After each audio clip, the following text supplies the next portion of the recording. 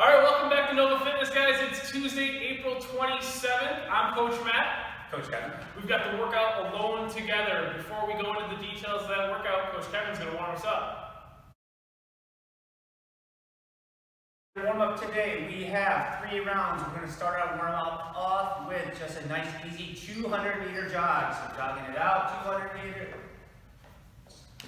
Coming back. So once we get done with that jog, we're going to start doing some line drills. So we want to set up a distance roughly about 10 meters apart, and then we're going to be going down and back with these line drills. The first line drill we're going to be doing is a high kick. So reaching the hand out in front, bringing that foot up, reaching the hand. Trying to keep that leg straight as possible, stretching out that hamstring and getting that hip nice and loose for some of that running we have going on in the workout here today.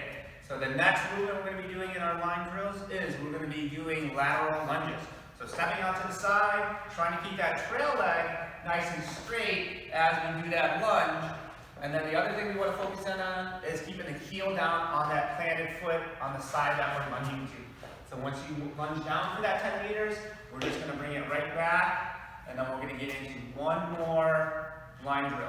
And then the last line drill we're going to do for today in the warm-up is the bear crawl. So again, just taking your time, trying to get some good blood flow, and really just getting that body moving around, and really getting it prepped up for a lot of the movements we have today. So once we get done with the bear crawl, we're just going to go into 5 Russian kettlebell swings, really loading out that posterior chain, really making sure that we're using that hip, and then not using the upper body and bringing in that kettlebell just up to that shoulder height in the warm-up. After we do our 5 Russian kettlebell swings, we're going to go into 5 plank to down dog. So we want to get in a nice high plank position, getting our body nice and straight, and then pushing back up into that down dog position. Again, stretching out everything from the calves, hamstrings, glutes, lower back, and even those shoulders as we go into that down dog position. And then the last thing we're going to do is we're going to go into 5 jump squats. So again, really focusing on extending through the hips, controlling that landing, and being nice and explosive as we go through those 5 jump squats.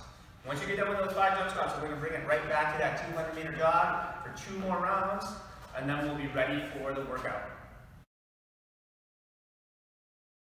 This workout alone together is a workout where we go every 4 minutes for 6 rounds. So every 4 minutes we're going to complete 60 burpee box jump overs, 12 kettlebell swings or dumbbell swings, and a 200-meter sprint. So we're going to complete that 1 round every 4 minutes as fast as possible, and then score each round. So we're looking at the burpee box jump overs. Let's first start off with just a nice sound burpee. We're going to be facing our box during all these reps. So 2 feet back, flat chest to the ground. You can jump up or you can step up out of the burpee, and then we'll be jumping onto the box or other object you have to jump on. You could step up and be another version of coming off that ground. So, regardless of what you do on the burpee, whether you jump back to your feet or if you do that single leg step up, you want to make sure before you jump to your box that you're close enough to your box. If you come up and you're way far back, take a step forward or 2, jump up and over, no problem. I'm not sure what step up. So if jumping for any reason isn't quite safe for you, or you don't feel, you have a sturdy step, you could step up and over, step back down.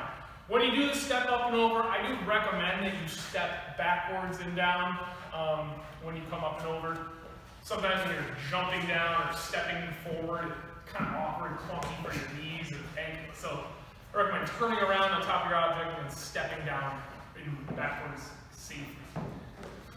So you do not have to extend and stand all the way up at the top. You can just hit the top of the box, come down. You can even jump all the way over your object or box if you prefer. Especially if you don't have a very tall box or very tall item to step over, you only have a couple plates on the ground. Feel free to jump completely over your box to get the most out of this one.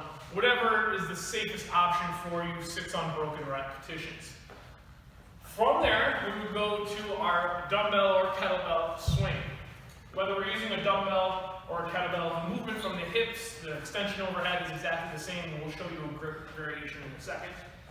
So starting with that dumbbell or kettlebell out in front of your feet, you want to grab it, setting your hips tight, shoulders back, and then letting that first rep come in, up overhead.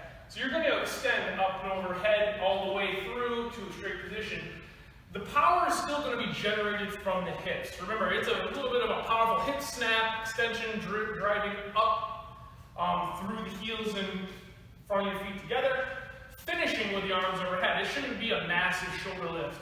And even in something like today's workout with 12 repetitions, you probably won't feel your shoulders, you shouldn't feel your shoulders burning too much.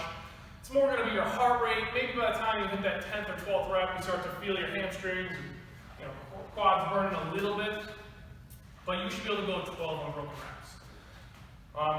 And always remember, keeping that chest upright, not allowing your dumbbell or kettlebell to pull you around. You're dictating the pace.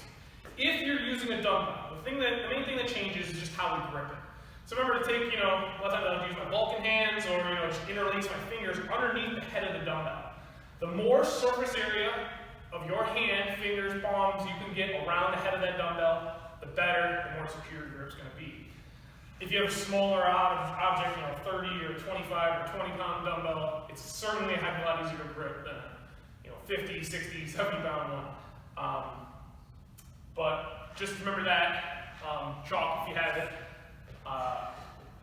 everything else will be the same. And then when it comes to the 200 meter run, if you have 100 meters down and back, or you want to go 100 meters straight shot, it's just a hard sprint as fast as you can. Probably going to take most of you less than 30 seconds to complete that distance. If you only have a shorter distance to measure out, your driveway is only 25 meters long or something, you can just do it down and back, 4 times. The only thing that might slow you down a little bit is that transition, turning and going back each time. Might slow you down a little, but it's still going to be an intense sprint. So, take the moment now to do some warm-up repetitions, figure out what weights you want to use. If you have some options, do a dry run.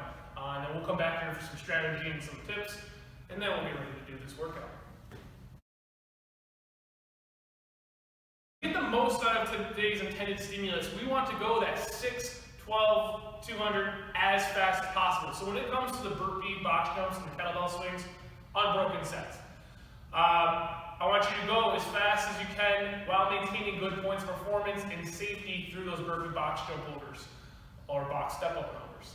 With the kettlebell or dumbbell swings, 12 unbroken. If you can't go 12 unbroken repetitions, the weight's too heavy, find yourself either a lighter dumbbell kettlebell or a lighter object that you can swing. Then when we get into that run portion, we want to continue that intensity. So think about that 200 meter run really being a 200 meter sprint. Just because we are going to be getting some rest time in between each round, we don't want to be going slow on the run. We really want to push it as hard as we can. And then utilizing that rest time in between. So when you get to that rest time, really try to be as efficient as possible, control your breathing, bring that heart rate down, get off your legs for a little bit, and then about 30 to 45 seconds before that next round, get up on your feet, start moving around, and then get yourself ready for that next round. And then you'll be into that same intensity, trying to push yourself as hard as you can every single round. All right, as always, have fun doing this. Let us know if you have any questions. It's going to burn. Fight through it. Make sure every interval counts for something to get better at the movements. And we'll see you after this one's complete.